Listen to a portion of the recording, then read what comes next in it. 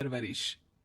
जिंदगी किसी को किस मोड़ तक ला सकती है। एक दिन कविता अपने पति से कहती है, कौन है ये बच्ची, बताते क्यों नहीं, क्यों लेकर आए हो इसे यहाँ? कविता, ये मेरी बच्ची है। माँ पापा मेरी शादी शिवानी से करने के लिए मान नहीं रहे थे, लेकिन मैं उससे बहुत प्यार करता था। अब वो इस दुनिया में नहीं है, लेकिन सन्निका की जिम्मेदारी मेरी है। इसे मैं अपने पास ही रखूंगा। कविता ये देखकर सुनकर सन्न रह जाती है। कैसी बात कर रहे हैं आप, लोग क्या कहेंगे, मैं कैसे इस बच्चे के साथ जीवन चलाऊंगी? देखिए, इसे देखकर मुझे टेंशन हो रही है। आप इसे ले जाइए यहाँ से, मेरी भी तो बेटी है, मैं उसका हक कैसे मार दूं? दिनेश कविता को किसी तरह समझा लेता है। देखो सन्निका, ये आज से तुम्हारी माँ है। इन्हें तुम्हें माँ कहना है। कविता को तो सन्निका को देखना भी गवारा नहीं है, फिर वो उसकी माँ कैसे बन पाती? और शायद दिनेश भी ये हकीकत जानता था। कुछ साल बाद देखिए, अब राधिका बड़ी हो गई है, उसके लिए किसी अच्छे घर का रिश्ता देखिए ना, शादी तो करवानी है ना। हाँ, लेकिन सन्निका उससे बड़ी है, पहले तो उसकी शादी तय करेंगे ना। जमाना जानता है कि वो एक नाजायज लड़की है, कोई उससे शादी क्यों करेगा? ऐसे भी आता है क्या उसे, जो कोई उसे अपने घर की बहू बनाएगा? तभी वहाँ सन्निका आ जाती है। पापा, मुझे स्कॉलरशिप मिल गई है, आगे का सारा खर्चा यूनिवर्सिटी वाले उठाएंगे। मैं कल ही वहाँ हॉस्टल में शिफ्ट हो रही हूँ। नो, सुना दिया ना फैसला। अरे अब क्यों शिफ्ट हो रही हो, पहले ही हो जाती शिफ्ट। दुनिया में यूं कालिक तो ना होती हमारी।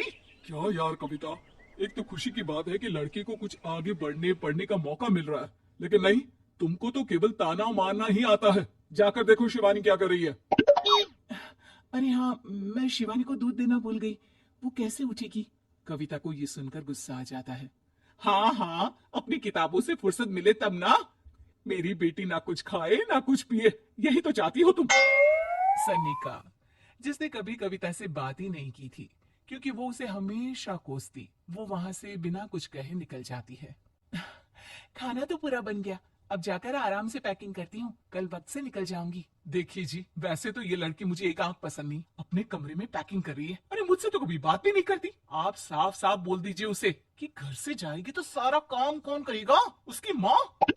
माँ का नाम सुनकर सन्नी का भी वहाँ आ जाती है। नहीं, वो कैसे करेंगी, वो तो मर गई है ना। उस मनहूस औरत को मेरे घर में याद करने की कोई जरूरत नहीं है, समझी? वैसे भी ना होते हुए भी तेरी शक्ल में लगता है कि वो हमारे बीच में ही है हमेशा से। तो ठीक है ना, जब जा रही हूँ तो क्यों प्रॉब्लम हो रही है आपको? सन्निका घर से निकल रही थी। कविता ना चाहते हुए भी सन्निका को रोक लेना चाहती थी, और वजह थी सिर्फ उसकी सोशल लाइफ का डिस्टर्ब हो जाना। किटी में कविता की सहेलियां कहती हैं, क्या बात है, तू परेशान सी लग रही है, सब ठीक तो है ना?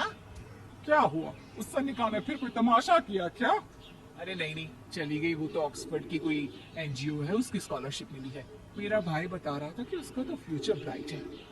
अरे चल ना, तुझे क्या, तेरा तो पीछा छूटा उससे। और कैसे क्या नहीं, घर का सारा काम करती थी। इसकी छोटी बेटी को भी तो उसी ने संभाला था। याद है, उसकी छोटी बेटी का जो केस हुआ था, वो भी अपने सर ले लिया था। हाँ, तो बदले में सारा खर्चा भी तो हम लोग ही उठा रहे थे ना। और पता है, वो मुझसे बात भी नहीं करती, जैसे पता नहीं मैं ही उसकी माँ के मरने के लिए जिम्मेदार हूँ। अरे खुद को क्यों दोष दे रही है, तूने जो किया शायद कोई नहीं करता। कविता को समझ में नहीं आ रहा था कि उसके साथ ऊपर वाले ने ऐसा क्यों किया। वो शाम को घर आती है। आज तो बहुत खुश होगी तुम, एक बला से छुटकारा मिला ना तुमको। बेचारी की जिंदगी नरक बना कर रखी थी। वो तो कहते हैं ना, ऊपर वाला सब देखता है। देखो, चुन लिया उसने अपना रास्ता। कविता का मन तो करता है कि वो पति को सब कुछ सुना दे, लेकिन सामने सास खड़ी होती है। ये तो है, बेचारी को खाना बनाने से लेकर घर के सारे काम करने पड़ते थे। बाहर का भी कोई काम होता तो वही देखती। अब देखते हैं घर का काम कैसे होता है। तभी कविता की बेटी उसके लिए चाय लेकर आ जाती है। लो माँ चाय, कैसे रही किट्टी? अच्छी थी बेटा, खाने में कुछ बनाया है क्या?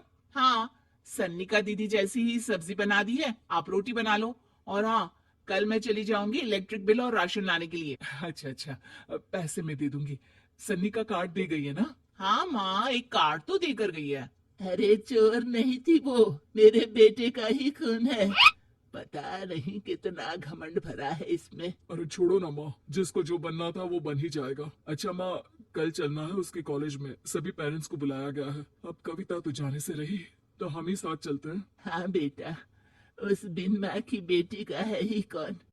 अब क्या था, कविता का गुस्सा फूट पड़ता है। आप लोगों के जैसे तो इंसान नहीं देखे मैंने।